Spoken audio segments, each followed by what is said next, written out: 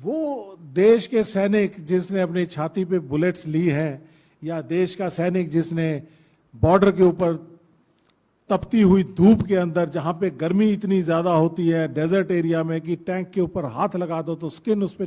चिपक जाती है, या हाई ऑल्टीट्यूड एरिया जहां पर ठंड की वजह से -30, 35, 40 डिग्री टेम्परेचर होता है, वहां आप लोहे के ऊपर हाथ लगा दो तो आपकी स्किन चिपक जाती है। तो जिन लोगों ने ऐसे काम किए हैं, देश के लिए पूरे जज्बे से काम किए हैं, तो उनको किसी के इंडस्ट्रियलिस्ट के पास या किसी के सामने एक सिक्योरिटी गार्ड की नौकरी करते देखना मुझे शर्म की बात लगती है। OROP एक सर्विसमैन के लिए अलग से पे कमीशन, एक सर्विसमैन, उनके फैमिली मेंबर और फौजी भाइयों के लिए डिग्निफाइड लाइफ जीने के लिए महत्वपूर्ण सुविधाएं, इन सभी मांगों को लेकर मोदी सरकार से भिड़े रिटायर्ड फौजी एक बार इस कड़कड़ाती धूप और ठिठुरती ठंड में नौकरी करके देखो, आपको पता चल जाएगा क्या होता है फौजी का जीवन। दोस्तों, इस रिटायर्ड फौजी ने 1 रैंक 1 पेंशन, फौजी भाइयों की अन्य डिमांड जैसे कि इक्वल MSP, डिसेबिलिटी पेंशन तथा फौजी भाई और उनके परिवारजनों को एक डिग्निफाइड लाइफ जीने के लिए, जैसे विदेशों में जो आर्मी के परिवार को सुविधाएं दी जाती हैं यूरोप, अमेरिका वगैरह में, उस तर्ज पर हमारे देश में भी यहाँ पर सुविधाएं दी जाएं। इस तरह की डिमांड को लेकर रिटायरमेंट के बाद नौकरी के बेहतर ऑप्शन, इन सभी डिमांड को उठाया है। आप एक बार इस वीडियो को सुनें। डिसेबिलिटी पेंशन है, उसको भी हम कहते हैं कि भी उसके अंदर भी थोड़ी पैरिटी लेके आए। इसके अलावा मिलिट्री सर्विस पे हमारे जो सेवा में डिफ़िकल्ट एरियाज़ के अंदर जो सब काम करते हैं, कंधे से कंधा मिला के काम करते हैं, तो उसके लिए मिलिट्री सर्विस पे अलग अलग रैंक की अलग अलग नहीं होनी चाहिए, बराबर सबकी एक जैसी होनी चाहिए। इसके अलावा हम ये कहते हैं कि भाई 80 साल के बाद अब पेंशन को 25% इंक्रीज कर देते हैं, तो जब ये 80 ईयर्स कंप्लीट होने के बजाय 79 ईयर्स जब हो जाते हैं, या रनिंग 79 ईयर्स होता है, तो उस टाइम पे किया जाना चाहिए, 80वां साल जब चल रहा होता है। इसके अलावा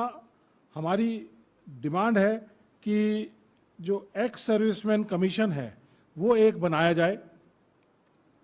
जिसके अंदर जैसे SC ST कमीशन है, विमेन कमीशन है, चाइल्ड प्रोटेक्शन का कमीशन है, इस तरह से एक एक्स सर्विसमैन कमीशन होना चाहिए, जिसके अंदर हम जो हमारे जो रेगुलर मुद्दे हैं, हमें हर जगह कोर्ट में ना जाके उन मुद्दों को हम वहाँ पे सुलझाया जा सके हमारा। और क्योंकि हमारे जवान कोई 35 साल में, 37 साल में, 40 साल में रिटायरमेंट आते हैं, तो जैसे बाकी सेंट्रल गवर्नमेंट सर्विसेज के अंदर 60 साल तक सेवा करने का मौका मिलता है, तो इसमें एक सेकंड करियर ऑप्शन की एक स्कीम ज़रूर आनी चाहिए, ताकि उनको अपने जो उनका टैलेंट है, उनकी क्वालिफिकेशंस हैं, एक्सपीरियंस है, उसके हिसाब से उनको दूसरी किसी सर्विस के अंदर मौका दिया जाए, ताकि वो 60 साल तक सेवा दे सकें। और इसके साथ ही एक और बहुत इम्पॉर्टेंट चीज़ है कि हमारे फौजी भाई जो रिटायर होके आ जाते हैं, वो बहुत सारी जगहों पे सिक्योरिटी की एजेंसीज के अंदर काम कर रहे हैं। वो देश के सैनिक जिसने अपनी छाती पे बुलेट्स ली हैं, या देश का सैनिक जिसने बॉर्डर के ऊपर तपती हुई धूप के अंदर, जहां पे गर्मी इतनी ज़्यादा होती है डेजर्ट एरिया में कि टैंक के ऊपर हाथ लगा दो तो स्किन उस पर चिपक जाती है, या हाई ऑल्टीट्यूड एरिया जहां पर ठंड की वजह से -30, 35, 40 डिग्री टेम्परेचर होता है, वहां आप लोहे के ऊपर हाथ लगा दो तो आपकी स्किन चिपक जाती है। तो जिन लोगों ने ऐसे काम किए हैं, देश के लिए पूरे जज्बे से काम किए हैं, तो उनको किसी के इंडस्ट्रियलिस्ट के पास या किसी के सामने एक सिक्योरिटी गार्ड की नौकरी करते देखना मुझे शर्म की बात लगती है। तो उनके लिए सेंट्रल गवर्नमेंट ने प्रोविजन किया था यूपीए सरकार के कार्यकाल में कि 10% रिजर्वेशन सभी जगह पे, सभी कैटेगरीज के अंदर दिया जाएगा। तो उसके तकरीबन 7,82,000 पद खाली पड़े हैं। वो 7,82,000 पद अगर तत्काल भर दिए जाएं तो हमारे बहुत से जवानों को बहुत से सेवानिवृत्त जवानों को फ़ायदा मिलेगा। ये हमारी एक बहुत बड़ी डिमांड है। और इसके बाद हम ये भी कहना चाहते हैं कि एक कोवेनेंट एक्ट होना चाहिए जिसमें सरकार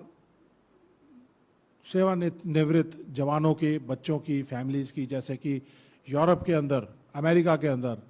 कनाडा के अंदर, ऑस्ट्रेलिया के अंदर कोवेनेंट एक्ट है जिसके अंदर सरकार की जिम्मेदारी है कि जो अपने सैनिक हैं, पूर्व सैनिक हैं, उनके बच्चों का, परिवारों का ख्याल रखें। तो ये एक नेशनल जिम्मेदारी होनी चाहिए, देश की एक राष्ट्रीय जिम्मेदारी होनी चाहिए कि उनके परिवारों को इज्जत मिले और उनके लिए ठीक से आदर सम्मान हो।